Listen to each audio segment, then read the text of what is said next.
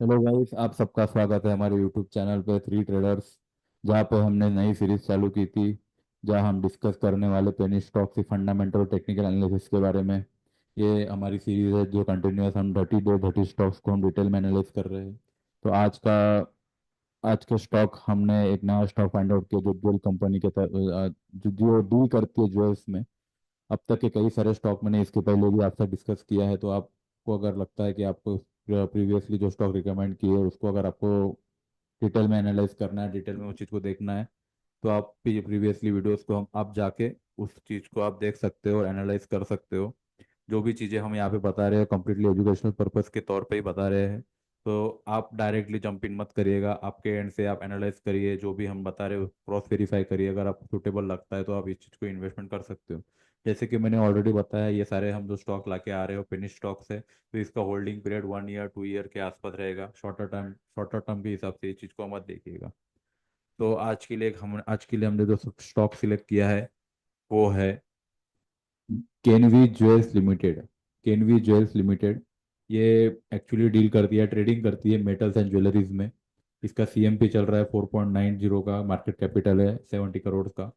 Business overview की बात करें तो कंपनी एक्चुअली करती क्या है, company actually manufacturing, wholesaling, retailing में है।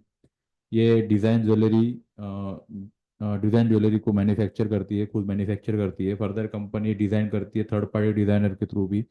Company also sells jewellery, golds, diamond, precious jewels etcetera. तो ये सारी चीज़ें ओवरऑल ओवरऑल मतलब ये बोलना चाहूँगा कि ये जो कंपनी, स्पेसिफिक कंपनी दूसरे कंपनी के लिए भी काम करती है, उस कंपनी के भी ऑर्डर्स लेती है। अगर किसी कंपनी को गोल्ड्स की डिज़ाइन की रिक्वायरमेंट होंगी तो ये सारी चीज़ें केनी ज्वेल्स लिमिटेड नाम की कंपनी करती है। तो ये बेसिक ओवरव्यू हो गया आपके लिए। अगर मैं फंडामेंटल्स की बात करूँ तो फंडामेंटल रेशो में सबसे पहले आता है हमारा बुक वैल्यू का रेशो। बुक वैल्यू अभी इसका चल रहा है 1.16, तो थोड़ा स्लाइट ओवर वैल्यूड हो चुका है स्टॉक। फेस वैल्यू इसकी 1 है। स्टॉक पी 61.9 है। ओवरऑल सेक्टर पी है 39.70, यहाँ पे थोड़ा स्लाइट ओवर वैल्यूड हो चुका है। कंपनी का प्रॉफिट की बात करूँ, 33.1% का ईयर ऑन ईयर का प्रॉफिट दिख रहा है मुझे। प्रमोटर होल्डिंग यहाँ पे 59.3% का है। पब्लिक होल्डिंग 40.7 की है। एफ आई होल्डिंग नहीं है यहाँ पे, और डी आई होल्डिंग भी नहीं है। जैसे कि मैंने आपको बताया, अगर जिस स्टॉक में एफ आई होल्डिंग है, डी आई होल्डिंग आती है, तो वो स्टॉक थोड़ा सा स्लाइट हमें डोमिनेटिंग दिखता है। अब जैसे इस स्टॉक में एफ आई और डी आई की होल्डिंग नहीं है, लेकिन जिस हिसाब से कंपनी का परफॉर्मेंस है, कंपनी का जो कंटिन्यूअस ग्रोथ आ रही है, तो हमें थोड़ा सा लग रहा है कि आने वाले समय में आपको ये अच्छा खासा रिटर्न दे सकती है। अप्रोच की बात करूँ तो वही अभी मैंने बताया, कंटिन्यूअसली कंपनी ये अपना प्रॉफिट बढ़ाने की कोशिश में है। तो कंटिन्यूसली मंथ ऑन मंथ या अपना क्वार्टर क्वार्टर टू क्वार्टर ये अपना परफॉर्मेंस बेटर और बेटर करते जा रही है। तो कंपनी कंटिन्यूसली ग्रोथ में है। और इसका कॉन्स की बात करूँ तो डिविडेंड देती नहीं है कंपनी। डिविडेंड ने अब तक कभी कंपनी ने अपना डिविडेंड नहीं दिया है। और स्लाइड एक नेगेटिव पॉइंट ये भी है, यहाँ पे प्रमोटर ने अपना जो होल्डिंग है वो थोड़ा स्लाइड डिक्रीज किया है। तो बेसिकली ओवरव्यू में इतना ही बोलूँगा, फंडामेंटल तो मुझे ठीक लग रहा है स्टॉक।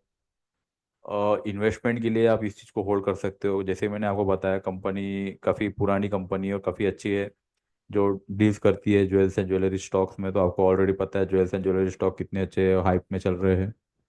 तो उस चीज़ को अगर देखा जाए, और तो सेक्टोरियली मुझे काफ़ी अच्छा लग रहा है। तो आप इस चीज़ को एक लॉन्गर टर्म के हिसाब से होल्ड कर सकते हो।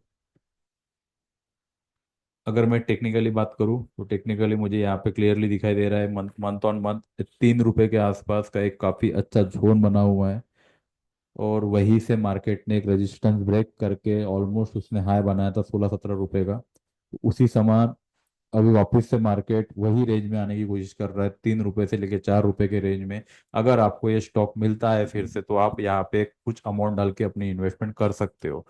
वीकली टाइम फ्रेम में अगर बात करें, वीकली में भी यहाँ पे मुझे क्लियरली दिख रहा है, जिस हिसाब से 3 रुपए का जो रेजिस्टेंस बैरियर था उसको ब्रेक करने किस हिसाब से अपर साइड में गया था कंटिन्यूअसली, तो वहां से हायर से लोअर साइड में आ रहा है वापिस सपोर्ट रेंज के आसपास।